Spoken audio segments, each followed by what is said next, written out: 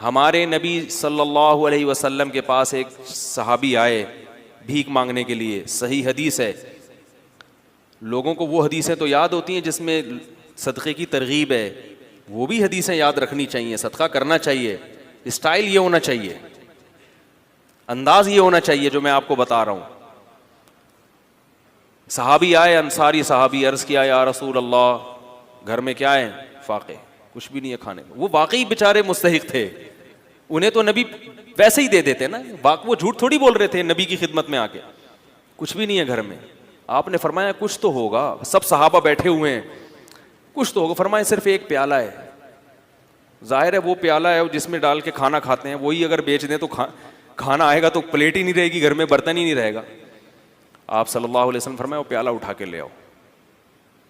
क्या करो? ये हदीस तो प्याले के बारे में, आपने जब किसी को देखना है तो आपने अपने हिसाब से उससे इंटरव्यू लेके, ये नहीं कि प्याला उठा के ले आओ क्योंकि हदीस में आ रहा है।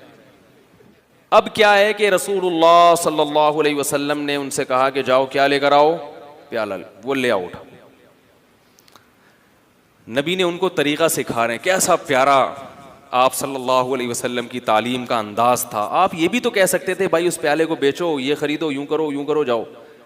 तो आपने मुअल्लिम को भी बता दिया कि तुमने गरीब को सही रास्ता भी दिखाना है और उसके साथ इस रास्ते में ताउन भी करना है। वो बेचारा कॉन्फिडेंस नहीं होता, आपने उसको समझा के निकल लिए, वो कंफ्यूज है यार मैंने क्या करना है। हर आदमी में कॉन्फिडेंस नहीं होता, कुव्वत फैसला नहीं। तो आपने बता दिया कि उसके साथ ताउन करना है, उसकी हौसला अफजाई करनी है। तो आप ये नहीं आप सल्लल्लाहु अलैहि वसल्लम ने फरमाया कि जाओ वो प्याला बेचो और ये करो और वो करो और खुद ही कर लो सारा कुछ। फरमाया ले आओ। जैसे जैसे कह रहा हूं ना वैसे वैसे गोया उंगली पकड़ के चलाना सिखा रहे हैं, भीख से उंगली पकड़ के छुड़वा रहे हैं। ये ज्यादा बड़ी खिदमत है। अगर आप सल्लल्लाहु अलैहि वसल्लम उन सहाबी को खाना दे देते, सदका दे देते, अगले दिन फिर आ जाते, वो अगले दिन फिर आ जाते, वो तो खाओ खत्म। और थोड़े दिनों में क्या होता, उनकी ज़ौजा भी यही, बच्चे भी यही कर रहे होते। ये भीख ऐसी बीमारी है जो नस्लों में चलती है। खानदानी भिखारी होते हैं बाज लोग, अरे हमारे अब्बा भी यही काम करते थे ठीक है ना। तो नबी सल्लल्लाहु अलैहि वसल्लम ने फरमाया जाओ प्याला उठा के ले आओ। वो साहबी परेशान है, क्या होगा भाई? ठीक है, नबी ने कहा है ले आए। आप सल्लल्लाहु अलैहि वसल्लम ने फरमाया इसे कौन खरीदेगा? हर चीज़ का कोई ना कोई तलबगार होता है। एक सहाबी ने फरमाया 1 दिरहम में ये मुझे दे दें। आपने फरमाया इससे ज़्यादा में कौन खरीदेगा? भाई अब बिजनेस का तो उसूल है ना, सरमाया चाहिए तो जितना ज़्यादा सरमाया ले सकते हो। अबे यार भाई बिजनेस का तो उसूल है, हलाल सरमाया है। तभी ये याद रखो इस्लाम ने किसी चीज़ की कीमत मुतय्यन नहीं की है। नबी ने फरमाया दाउन नास, लोगों को अपने हाल पे छोड़ दो, कीमतें मुतय्यन मत करो। इन्नल्लाह हुवल मुसअ्इर, अल्लाह चीज़ों की कीमतें खुद मुतय्यन करता है। जिस चीज़ की कीमत अल्लाह ने बढ़ानी होती है मार्केट से शार्ट कर देगा उसको, जिस चीज़ की कीमत अल्लाह ने घटानी होती है मार्केट में अल्लाह उसको वाफर मिकदार में फेंक देते हैं।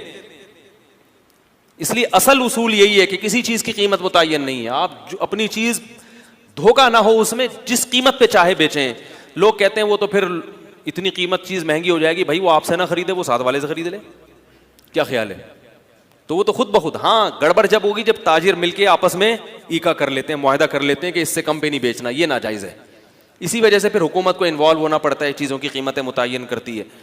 तो आप सल्लल्लाहु अलैहि वसल्लम ने फरमाया कौन खरीदेगा? एक साहबी ने कहा 1 दिरहम में। आपने फरमाया कि इससे ज़्यादा में कौन खरीदेगा? एक साहबी ने कहा मैं 2 में खरीदूंगा। उससे ज़्यादा बोली लग नहीं रही थी। तो आप सल्लल्लाहु अलैहि वसल्लम ने फरमाया इससे ज़्यादा में कौन ख़रीदेगा? सहाबी ने क्या कहा? मैं 2 दिरहम में। 2 दिरहम में ख़रीदा। 2 दिरहम आप सल्लल्लाहु अलैहि वसल्लम ने उन सहाबी को दिए। फरमाए 1 दिरहम से कुल्हाड़ी लेकर आओ और 1 से अपने और अपने बच्चों के लिए खाना लेकर आओ, गुजारा चलाओ फ़िलहाल, क्योंकि अब भूख का भी तो कोई इलाज करना है ना। तो वो गए, 1 दिरहम से क्या ख़रीदा? गुजारे लायक। ये नहीं कि पिज़्ज़ा लेके जा रहे हैं। आज ये भी होता है, अपनी हरकतें ठीक नहीं हैं, इतनी अर्निंग नहीं है जितना घर में खर्चा शुरू कर दिया और कह रहे हैं खर्चे ही नहीं पूरे हो रहे, खर्चे ही नहीं पूरे। और कहाँ से पूरे होंगे भाई आपके? आपकी औकात दुकान आपकी पकौड़ों की है और बातें क्या कर रहे हो, करोड़ों की बातें कर रहे हो। तो अपनी औकात देखकर अपने पांव फैलाओ ना। वो जो भी बेचारों को मिला होगा जौ की रोटी, भाई फिलहाल बेगम, मेरी अपनी आदत क्या है कि मैं अक्सर मैं कभी भी कोशिश करता हूं किसी भीख मांगने वाले को नहीं दूं, इल्ला ये कि जब 100% इत्मीनान हो जाए कि वाकई ये मुस्तहिक है और कुछ कर नहीं सकता, वो एक अलग बात। मैं जब मेरे पास भी लोग कुछ सदक़े वगैरह के पैसे भेजते हैं, कुछ मैं अपनी तरफ से भी सदका करता हूं, तो मैं किसी मजदूर को तलाश करता हूं, क्योंकि ये पता है कि ये बेचारा अगर मालदार होता तो इतनी टफ मजदूरी, बोलो भाई, ना कर रहा होता। ये मालदार नहीं है तो ये मजदूरी कर रहा है। नंबर 2, ये आदमी लालची नहीं है। लालची होता तो मेहनत, गड़ा थोड़ी खोद रहा होता, वो रक्षा थोड़ी चला रहा होता। तो ऐसे आदमी को बगैर मांगे दे दो, और सरसरी गौर करो कि ज़कात का मुस्तहिक है या नहीं। अगर लग रहा है तो ज़कात भी दे सकते हैं उसको, नहीं तो सदका तो बहरहाल, सदक़े में तो ये कोई कानून नहीं है, सदका तो मालदार को भी दिया जा सकता है, तो गरीब को क्यों नहीं दिया जा सकता, वो तो और ज़्यादा सवाब है उसमें।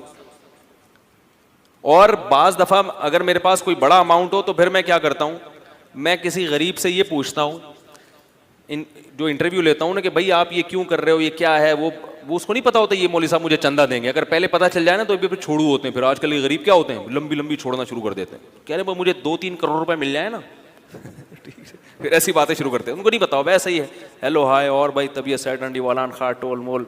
अगर पठान है तो थोड़ा सा पश्तो मश्तो मारी, पंजाबी है तो थोड़ा सा उसमें, और भाई पाण की हाल है तो ठीक ठाक हो, इस तरह की थोड़ी सी गल्ला शल्ला करके तो थोड़ा सा उसको मानूस किया। उसके बाद उससे रिपोर्ट तलब की, और भाई क्या कर रहे हो, घर भर कैसा चल रहा है। तो जो इज्जतदार आदमी होता है वो पहली दफ़ा में तो यही कहेगा अल्हम्दुलिल्लाह, अल्लाह का दिया बहुत कुछ है। अब ये नहीं कि हम भाग गए, इसका मतलब है बंदा सफ़ेद पोश है, अल्लाह का शुक्र अदा कर रहे हैं। तो भाई अल्लाह का दिया माशाल्लाह बहुत कुछ है। बच्चे कितने आपके जी? 2-3 दर्जन बच्चे हैं माशाल्लाह। एक मिसाल दे रहा हूँ, वैसे होते नहीं किसी के। और कौन है घर में? यार वैसे ही पूछ रहा हूँ यार, तनख्वाह कितनी है? कहना अल्हम्दुलिल्लाह ये दिहाड़ी हो जाती है। तो इस दिहाड़ी में गुजारा हो जाता है? हाँ भाई हो जाता है। इसका मतलब है कि गुजारा नहीं होता, क्योंकि इस दिहाड़ी में असबाब की दुनिया में इतने बच्चों के साथ गुजारा नहीं होगा। तो भाई उसको लिफाफा चुपके से पकड़ाओ और पतली गली से निकल लो। और इससे ज़्यादा अच्छा काम क्या है? बाज़ दफ़ा ये भी मेरी कोशिश होती है, कभी इसमें कामयाब होता हूँ, कभी नहीं भी होता, और कभी ये कोशिश नहीं भी करता, टाइम ही नहीं होता। लेकिन मैं इसलिए आपको बता रहा हूँ कि भाई ये काम करेंगे तो इंशाअल्लाह इंसानियत की खिदमत होगी, अपनी कौम की खिदमत होगी, और अपाहज ना बनाए लोगों को। फिर मैं उससे कहता हूँ कि यार ये आप इससे आसान काम क्यों नहीं कर लेते? या कोई वाकई बेरोजगार है, वो भी ऐसा भी हुआ है, भिखारी आया हट्टा कट्टा, मैंने कहा आप कुछ करते क्यों नहीं? कह रहे हैं यार आजकल रोजगार नहीं मिल रहा, मैं क्या करूं। मैंने कहा ठीक है आ जाओ, हमारी मस्जिद में काम हो रहा था। मैंने कहा यार ये सारा काम यहाँ निपटा दो, ये कर लो, ये गड्ढा आप खोद दो। आप मुझसे 100 रुपये मांग रहे हो, मैं आपको 2000 रुपये दे दूंगा एक दिन के, या 3000 रुपये दे दूंगा एक दिन की दिहाड़ी। अब फौरन पतली गली से निकल लिया। भाई जब आप हट्टे कट्टे हो, आपकी बॉडी से लग रहा है कि आप कुदाल किसी के सर पे भी मार सकते हो, इतनी ताकत है, भाई क्या करना है? अपाहज आदमी अल्लाह को पसंद नहीं है, और अपाहज बनाने वाले लोग भी अल्लाह को पसंद